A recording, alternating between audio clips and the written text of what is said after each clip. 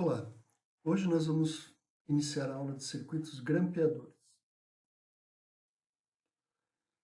Nós vamos começar com o diodo em corrente alternada, realizando o papel de grampeamento, ou seja, alterando a amplitude, o deslocamento da amplitude do sinal de entrada. Então nós temos aqui como exemplo um sinal de entrada, uma onda retangular, variando de mais V a menos V. O circuito grampeador ele se caracteriza por um capacitor insere entre o sinal de entrada e o sinal de saída. E o diodo, nós vamos analisar a sua condução ou bloqueio. Considerando o semiciclo positivo, nós temos positivo no anodo do diodo, então, realizando a sua condução, de tal forma que na saída a tensão será zero nesse momento, e o capacitor ele é carregado com a tensão V. Quando estivermos no semiciclo negativo, nós teremos a tensão do capacitor somada com a tensão de entrada, e o diodo será um circuito aberto. Com isso, a tensão de saída será menos 2 vezes. Considerando agora um circuito cuja o sinal de entrada é uma onda assimétrica, oscilando de mais 10 a menos 20 volts. Aqui nós temos o diodo agora com o catodo para cima e o anodo para baixo, em série com uma fonte de 5 volts. A análise se baseia na condução ou não do diodo. Isso é que vai impactar o sinal de saída. O que a gente deve ter em mente é que o sinal grampeador ele não altera a amplitude da onda, ele apenas desloca. Então, ele grampeia para um sinal mais positivo ou mais negativo. Considerando inicialmente o semiciclo negativo, porque nós vamos fazer a polarização direta do diodo. Com isso, o diodo vai se comportar como um curto-circuito, e a tensão de saída será vista como 5 volts, 0 mais 5. Então, teremos neste momento 5 volts na saída. Porém, sobre o capacitor, eu tenho uma tensão de mais 5 num lado, menos 20 do outro lado. Isso significa que o capacitor vai se carregar com uma tensão de 25 volts. Logo, quando tivermos o semiciclo positivo em 10 volts, teremos mais 25 mais 10. Polarizando o diodo inversamente, então eu tenho um circuito aberto, e a saída, qual tensão é medida? Mais 35. Esta imagem reflete o sinal de entrada, uma amplitude de 30 volts, de mais 10 a menos 20, e a saída, agora do circuito grampeador, houve um deslocamento da tensão, continua com amplitude de 30 volts, porém ela oscila de mais 5 a mais 35.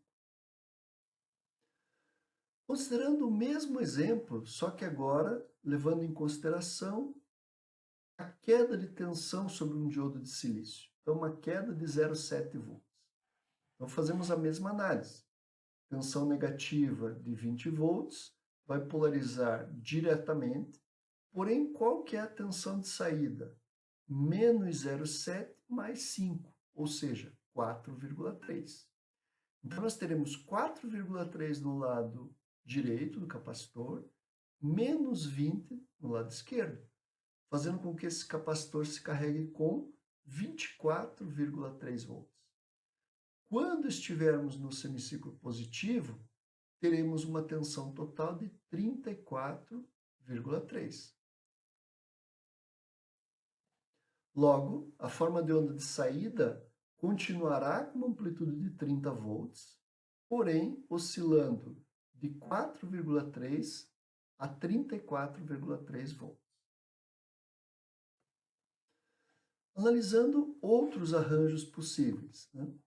Então, simplesmente o diodo sem nenhuma fonte em série, basta eu ver a polarização direta ou não do diodo. Semiciclo positivo polariza diretamente, tensão de saída igual a zero.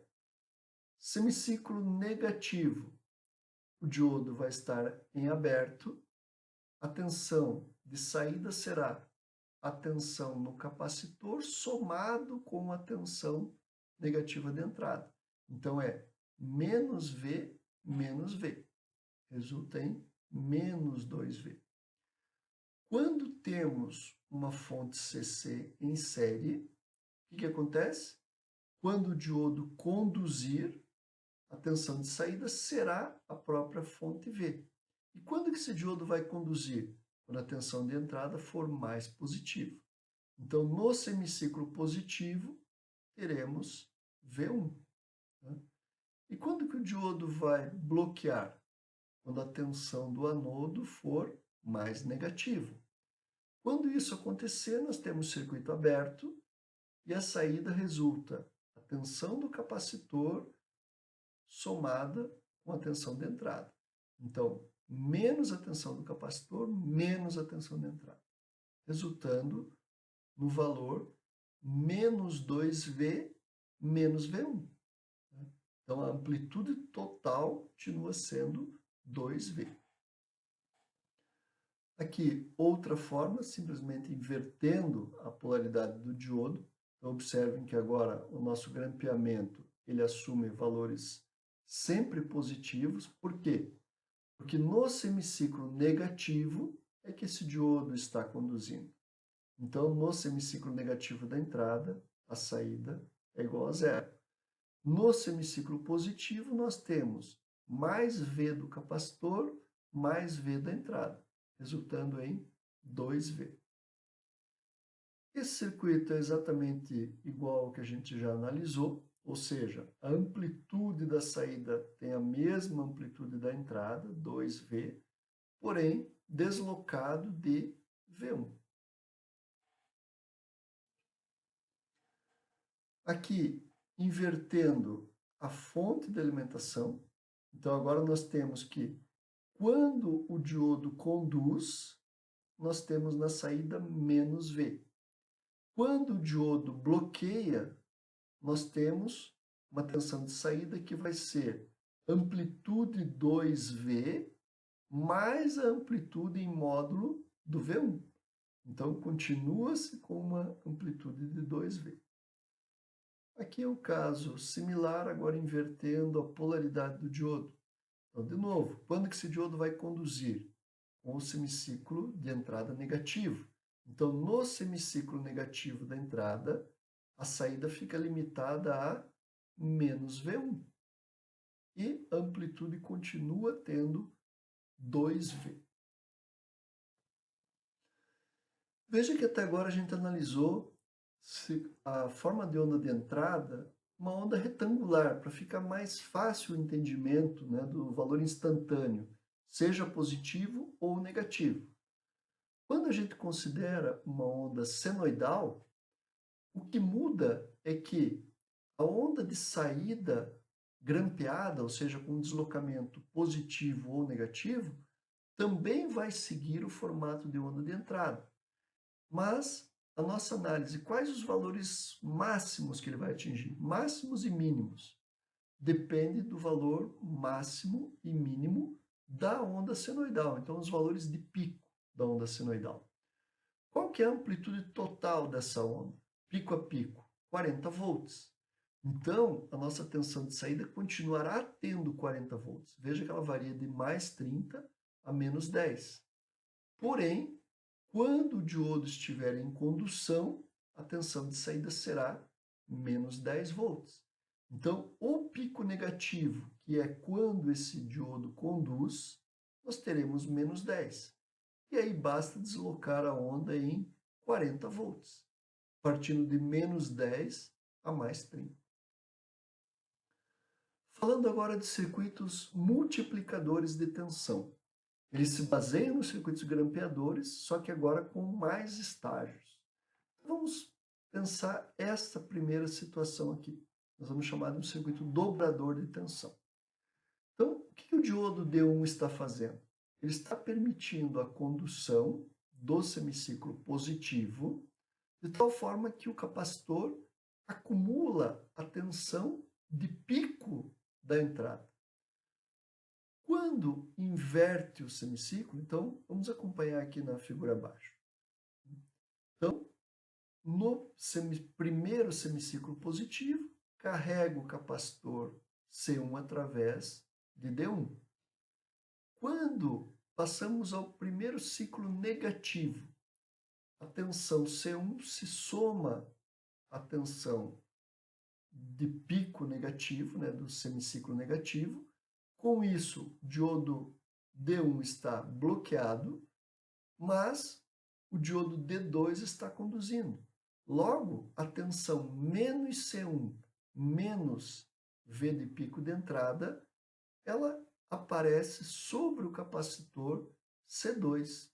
Então, se medirmos sobre C2, nós temos uma tensão de menos 2 vezes a tensão máxima de entrada. Então, nós dobramos o pico da tensão de entrada. Um outro arranjo de circuito dobrador, né? Veja que nós temos um secundário aqui de um transformador. Quando no semiciclo positivo, nós temos o quê? Diodo D1 conduzindo, carrega o capacitor C1. Quando inverte o ciclo da entrada, ou seja, negativo em cima, positivo embaixo, o que acontece? O diodo D1 está bloqueado, mas o diodo D2 agora conduz pelo capacitor 2. Então, carregando o capacitor 2 também com positivo em cima, negativo embaixo. Se medimos entre os dois capacitores, nós temos Vm mais Vm. Então, 2 vezes a tensão de pico de entrada é vista sobre os dois capacitores. Falando agora de circuitos multiplicadores. Quando a gente fala em circuito multiplicador, é um circuito dobrador de tensão, quando eu olho para os capacitores da parte de baixo do circuito, e o primeiro capacitor, ele simplesmente armazena o pico da tensão de entrada. E os demais capacitores armazenam o dobro da tensão de entrada. Logo, se eu faço uma medição entre os capacitores da parte superior do circuito multiplicador, nós teremos um circuito triplicador de tensão. Se eu meço entre os capacitores da parte de baixo, eu posso ter um dobrador ou até um quadruplicador de tensão, simplesmente analisando condução, bloqueio. Esse bloqueio permite a condução pelo outro diodo que carrega o capacitor C2. No próximo semiciclo, eu tenho a condução por D3, carregando com 2 vezes o capacitor C3. E no outro semiciclo, eu tenho condução por D4, carregando com 2 vezes a tensão no capacitor C4.